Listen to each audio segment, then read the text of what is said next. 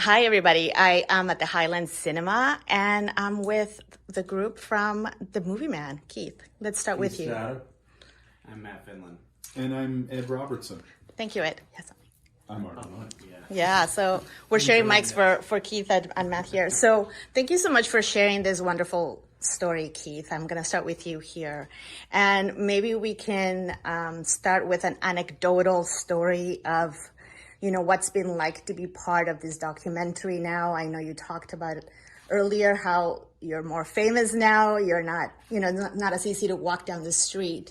But what does it mean to be recognized for the effort that you've made here? Well, it's gratifying in the sense that those years I spent working long hours to do it was somebody appreciated it. That was the most important thing. Because before COVID, it was never quite sure. A lot of people said they liked the place and that, but there seemed to be a real outpouring of emotion after we reopened. And people were coming forth with stories about how they came here 30 years ago. There was one last night, a lady from Cincinnati who's been coming here for 31 years, So you start hearing all the pieces you don't hear, because I'm not downstairs all the time either. I'm usually upstairs doing stuff, so I don't always meet people, but there's been an awful lot of people went out of their way to say what and younger people too is more important, more impressive, because older people always were emotional, but younger people, like me here. busy walking into trees with their phones, so. For sure. Thank you. And Matt, I know you mentioned to us earlier that you have a connection to this place since you were about 11 years old. I'll get to you, Ed, as well. But, what does it mean now that you've gone on this journey of like the documentary through the festival circuit and getting reactions from different parts of the world, which I think is really cool. Yeah, it means everything. Like, it was such a gift to be able to make this film and get it finished. And beyond my expectations on where it's gone.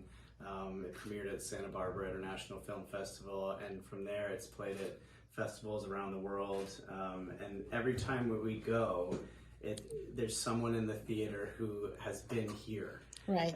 And that means a lot. And I've heard so many stories from people from multiple generations of what this place means to them.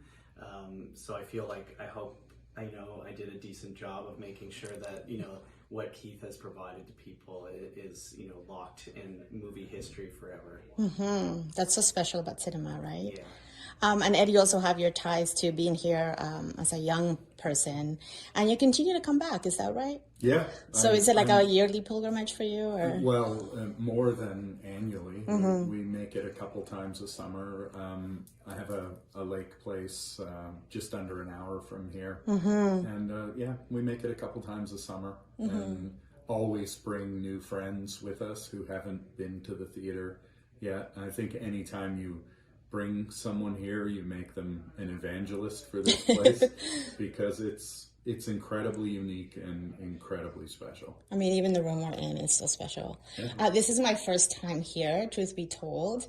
And I wasn't born in Canada, but my grandfather was a huge cinema fan. So when I'm sitting here in the theater especially, I'm thinking, my grandfather would have loved this place because the history, and you mentioned like a lot of the stuff you've collected comes from other theaters, and just that extra layer of history that's embedded in the place is really neat. I wanted to also ask, not so much about the documentary because I think people should see it, but what are some of the reactions that or stories that have stayed with you from people that have seen the film and are now coming back to you and saying X, Y, and Z, this is why I love it so much? Any special nuggets? Well, yeah, I got stories from people who came as kids and their parents brought them, and then they brought their kids. There's some things in the museum I don't think people notice either. In one of the halls, there's a thing from a wedding. They left that here when they were married. It's been here like 25 years. There's a poem that somebody wrote 20 years ago. There's little bits and pieces through the museum. Ryan Dawson at Wintergreen, when he was a teenager in high school, sent me this nice letter, which is now in the 96 case. And he still comes here, I put it up after about 20 years. So I think the one letter I didn't put up, I must put up, was there was a school in here about 25 years ago, and the girl was writing in her diary about how she was going to snare this guy, and she left the diary. I should put it out in one of the cases and see if this worked out or not.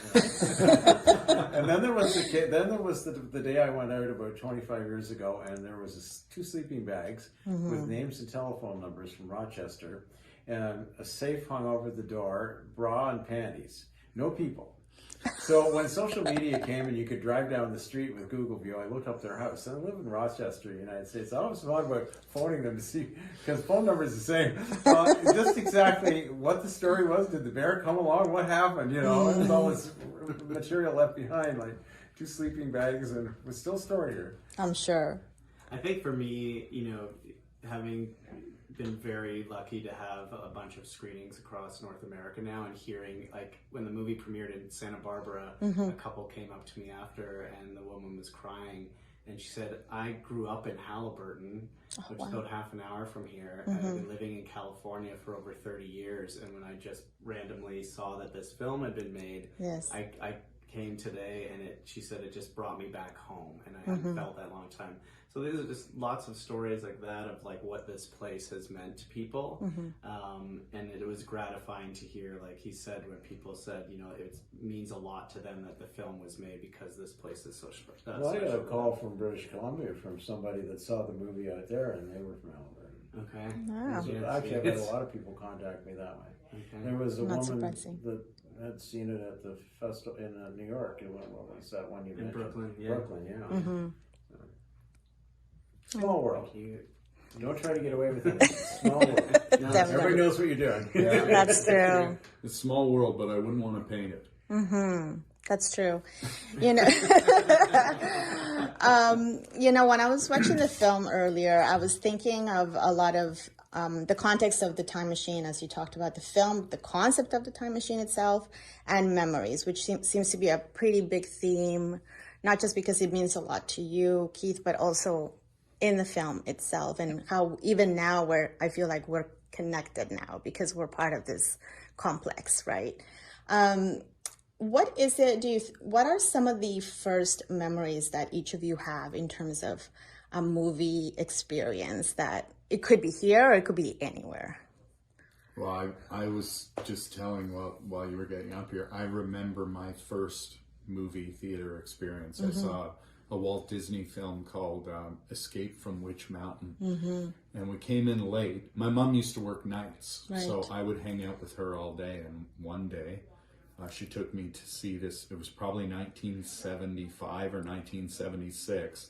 And we went to the Cedarbrae Cinemas in Scarborough. Yeah. And it was so packed, she had to sit me alone up at the front of the theater, and she had to sit somewhere further back. So for the first time in my life, I was sitting in a gigantic movie theater.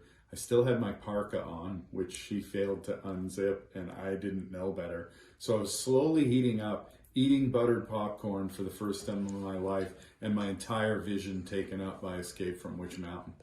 What I didn't realize is at some point during the movie, I threw up. Oh, wow. And it was all over my parka. And my mom came to fetch me at the end of the movie. I still remember her saying, "What happened?"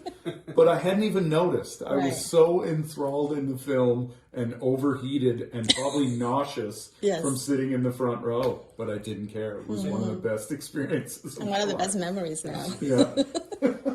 I think one of my, most memorable movie experiences was here. And I don't know if I ever told you this, but now that Twisters is out, but in high school, I came to see Twister here.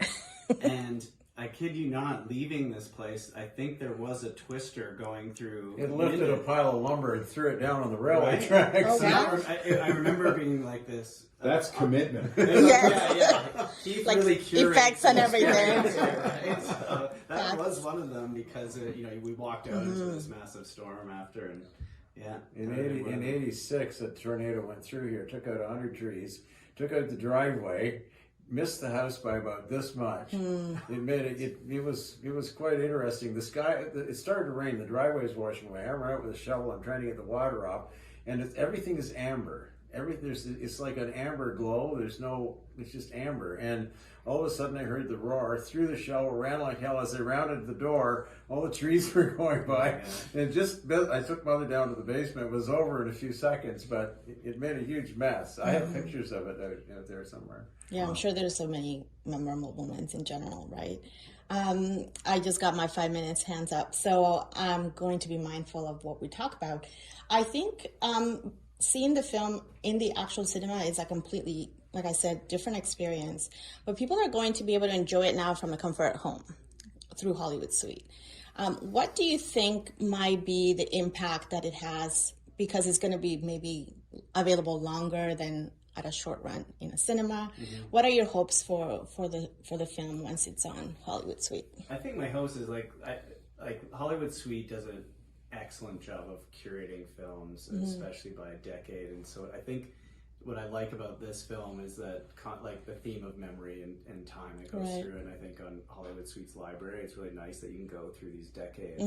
And so I hope having this film as part of the platform, that it really just encourages people to come to this theater or go to their independent cinema, and then it's a reminder of like the movie going experience is something that we should continue to cherish.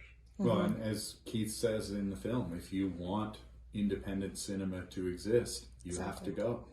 You have to patronize these places if we want them to be around. And I think what the movie does an amazing job of is communicating how unique and special this place is. And I think it makes you want to go if you haven't already been here. Right. And it's so accessible for anybody in Southern Ontario. We've got an awful lot of people down here who are a stone's throw from this truly magical place. And I hope the wider circulation of the film is going to get more butts in the seats. For sure. Or carpool with friends and come over. Right. Yeah. What most people don't realize, though, is our short season. We basically make all the money we have from the last week of June till the middle of August. That's the critical season. Yes. So if you lose a day here because of something, it could be $2,000 or $3,000, $4,000, $10,000. You know, Hyderman had one day it cost us almost $12,000. So those days don't come back. You can be open all May, you can be open all September into October, but you don't get the attendance you get when it's maximum people there. Right. Yeah. So everybody make your way down before. So I just pray every night that nothing blows up. Exactly. Thank you all so much for your time. Thank you. So great.